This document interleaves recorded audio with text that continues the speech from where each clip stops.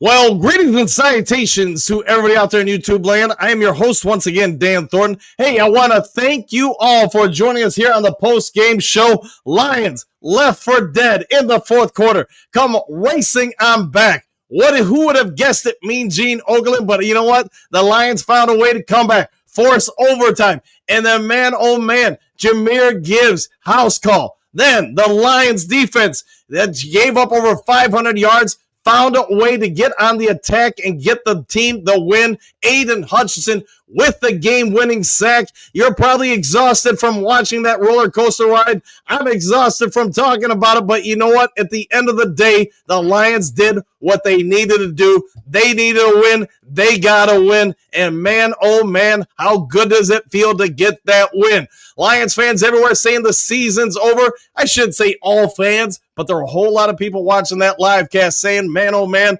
what a game. Lions, just couldn't get out of their own way for a big portion of the game, but they found a way to get it done. I'm assuming Riley's going to join us. I don't know. He's probably got to get something to drink. Maybe reset his voice. There's going to be a whole lot of Lions fans that left Ford Field in that third quarter saying, hey, this one's over. Maybe in the fourth quarter, hey, this one's over. And they're going to be listening to the radios right now going, what the heck just happened? The Detroit Lions found a way. Show their grit, show their passion, show whatever you want to say. They're showing us all a win. I can say this, there's not often you see two teams combined for over 1,000 yards of total offense. And you know what? It's the defense that makes the play that ends the game.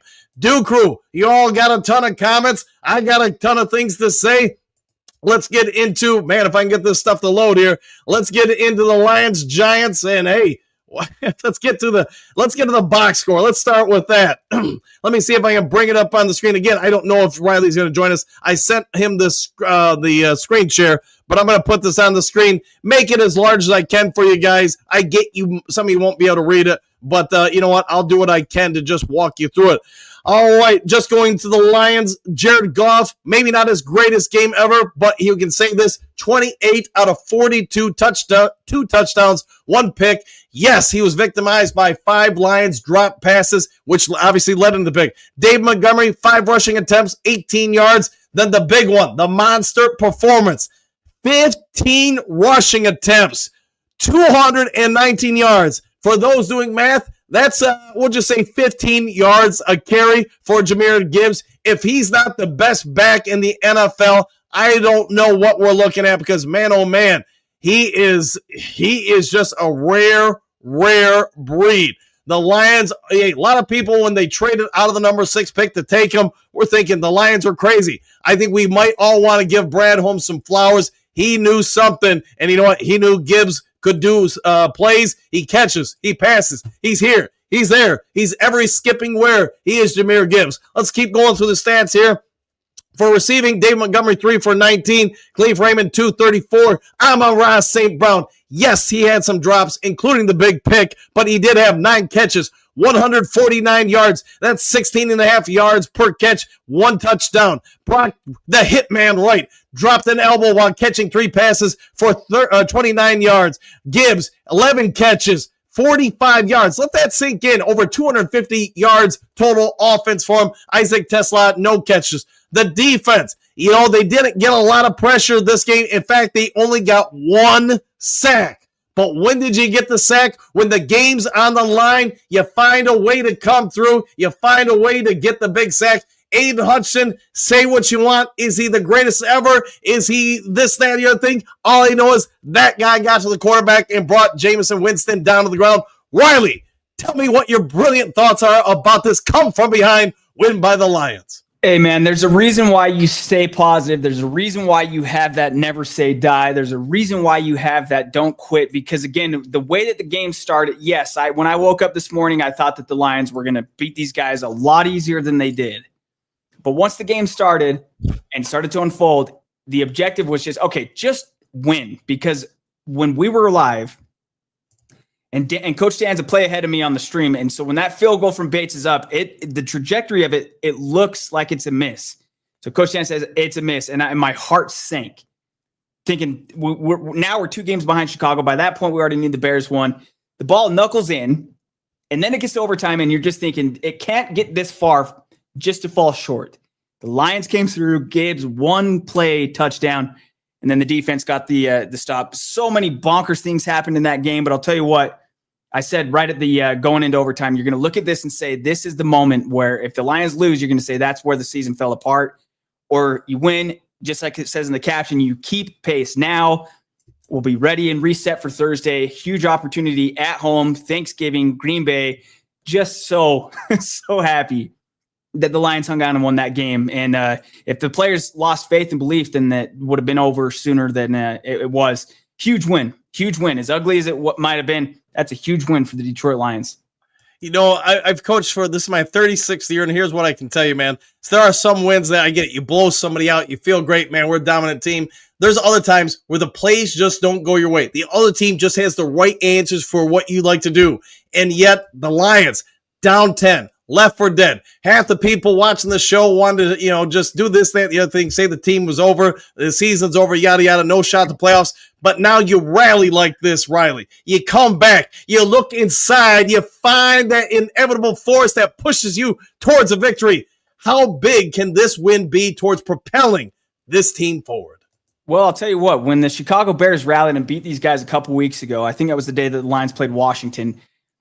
Yeah, it was, because that game was an 11 o'clock start, and then we're getting ready for the Lions to play at 2:25, whatever. And I'm thinking, oh man, the Giants are going to do us a solid. Well, the Bears rallied, they won. My point being that as I'm looking at today, when I thought Bates missed the field goal, I didn't care that the Bears barely beat the Giants. What matters is the win, right? And what matters is if you'd lost today, now there's a real separation. You're 2 games back.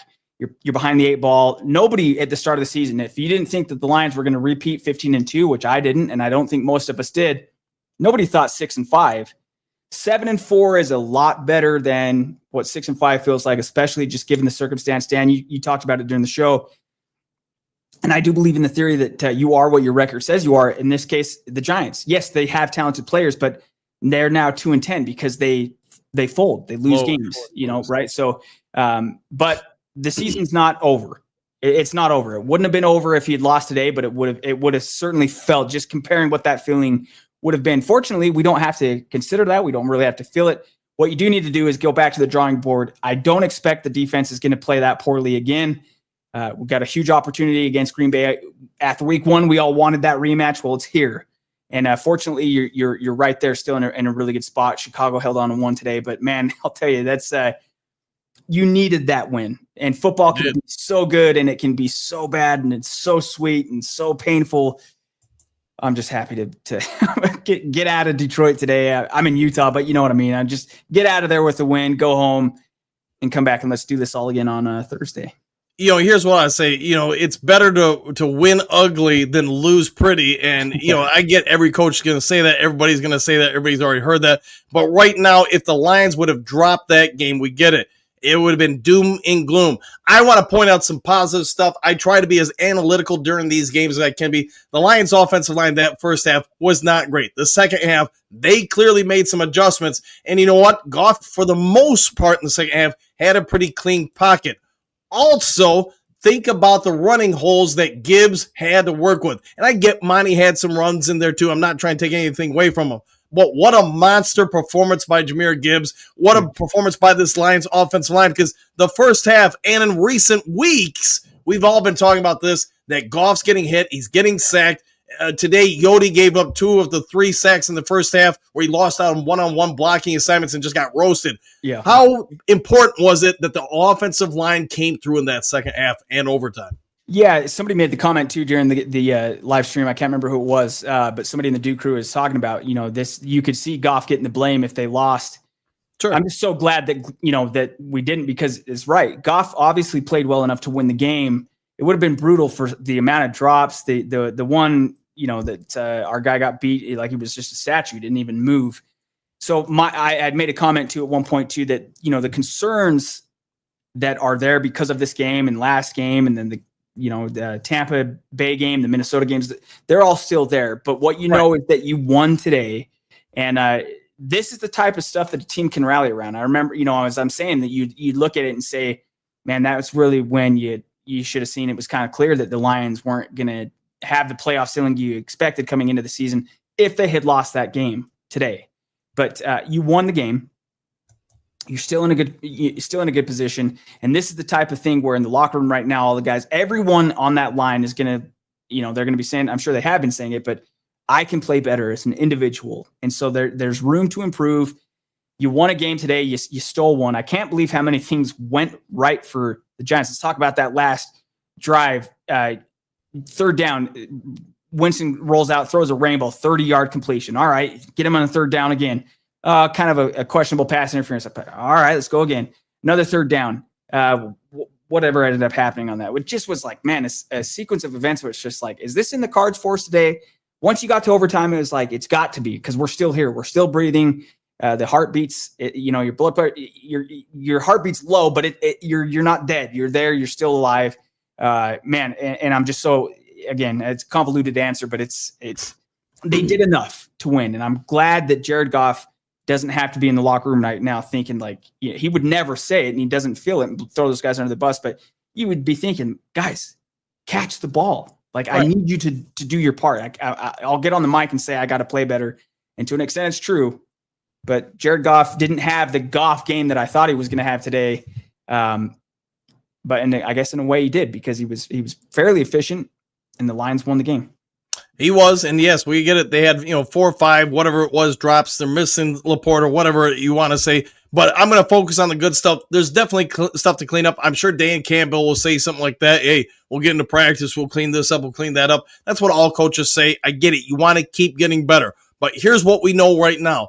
The Lions are 7-4. They got a couple guys back today. It's anticipated we're going to get a couple more guys back for Thanksgiving and the week after that. Mm-hmm. Lions, you can't go on a winning streak if you don't win the game in front of you. You found a way to win this one. Wiley, how much does this change, this win, that feeling in the locker room right now help energize that team going into Thursday against Green Bay?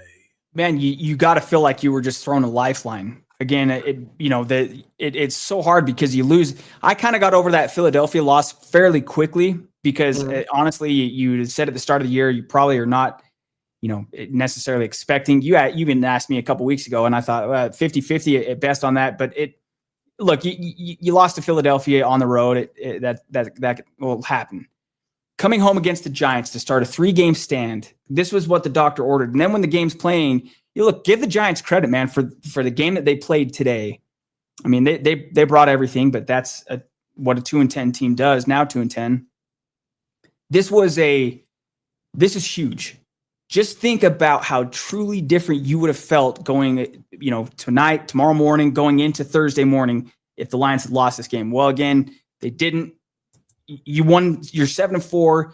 You beat Green Bay Thursday. If that happens, you're feeling really good again. As you continue on then you get another game against Dallas at home, and you're just kind of continuing to chip away and keeping pace. And then right now, that's kind of where I like that. That's the kind of the headline of the show here. You're just keeping pace, and there's other good teams in this division, and that's okay if you're just keeping pace. You talked about it during the stream too, Coach. You can be a wild card team. Nobody wanted that at the outset of this year for the Lions. You can still win the division, but you just got to get to the playoffs, man. And you hope that things kind of line up and you're able to win multiple playoff games this year. And hey, still looking at the Super Bowl, but it is a swing of emotions because people would have thought I was crazy to even say that if the Lions had lost today. And I don't know if I would have said it if they lost today. We talked about it during the show, at least going into this game. I know I mentioned it on the morning show and I think yesterday as well. For me, from a coaching standpoint, games like this, teams like this scare the bejesus out of me because you got a head coach with nothing to lose. He's trying to do something to get him hired as a coach somewhere else. He got almost half of the Giants players, maybe it is half the players, 23 out of all their guys that are, they're pending free agents. They're trying to play hard to secure future employment. Games like this scare the heck out of me. Playing when you're going up against an undefeated team or something like that, I think you're loose as all get out because you know what? You have nothing to lose. I thought the Giants played as loose and comfortable as they could. The Lions at times looked a little tight, but Riley, we keep learning a little bit more and more about this Lions team. Yes, it's not the same offensive line as last year. Yes, we're having some drops from the wide receivers, but at the end of the day, the Lions are one of the front teams in the NFC, and they're back in the playoff hunt. Man, you're talking about it in a sense of how weird it would have felt today too, because we saw, I don't know if the Lions went for it on a fourth down. We saw that kind of more conservative, almost like Campbell. And I don't think he would change how he coaches based off what the fan base is, what everyone's saying. But he's like, okay, we went 0 for 5 in Philadelphia on fourth down. Okay, let's try it. Let's do the little more conservative thing this game. If you had lost today, again, Tesla, no receptions, JMO, no receptions. You just start looking at, and you're just looking at it and putting the pieces together. You're saying something's not adding up here, because it's weird. Other than coming back at the start of the second half, I don't really remember too many times seeing Campbell shown on the sideline. Usually that's a story throughout the game. This is Dan Campbell. Right. This is his MO. This is what he does. It just would have had a feel of, and maybe some of that, that magic is gone. I don't think that I didn't have that concern the offseason. It was the brain drain. You lost Aaron Glenn. You lost Ben Johnson. I had more concern than I feel like maybe some other people did. But you weren't worrying about the culture.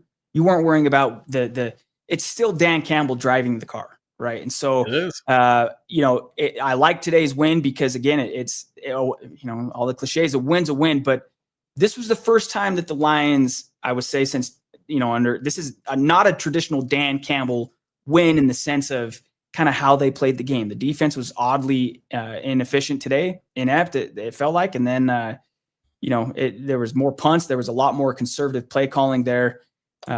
Which was the polar opposite of what we saw last week. But in the end, it gave you a chance to win, and your guys came through.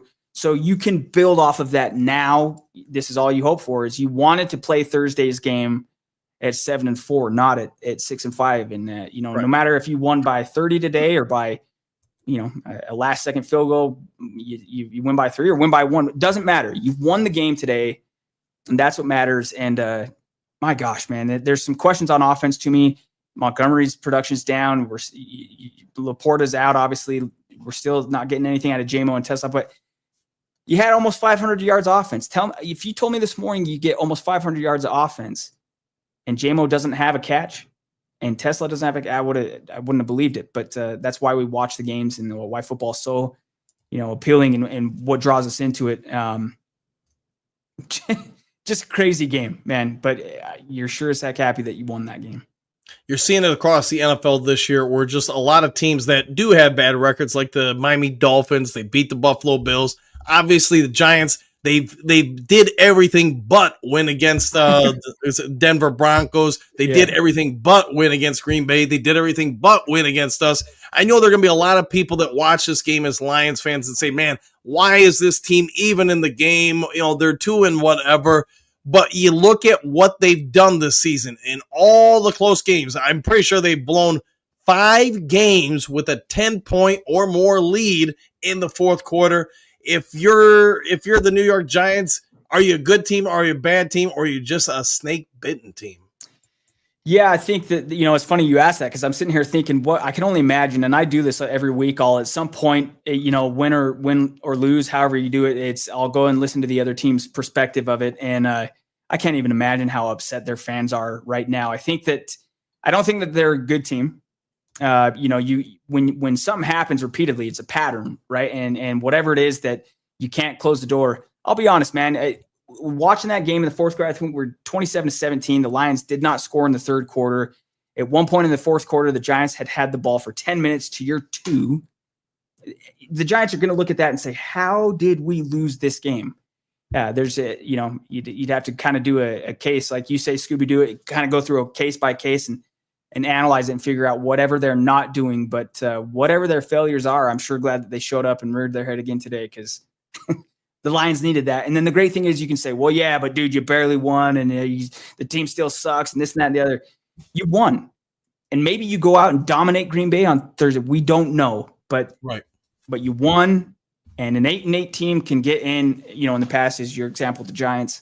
That was when they played 16 games. But you just got to get in, man. You just got to get in and give yourself a chance, just like they did at the end of the game. I mean, that is football. That's the life things that you take from sports and talk about in life. And I think it was awesome, Coach, that you talked about that. It's just not in your MO and not in your DNA. You're approaching things like, whether you think you can or can't, you're right. And at the start of overtime, you were talking about that. Hey, if it's over, it's all over.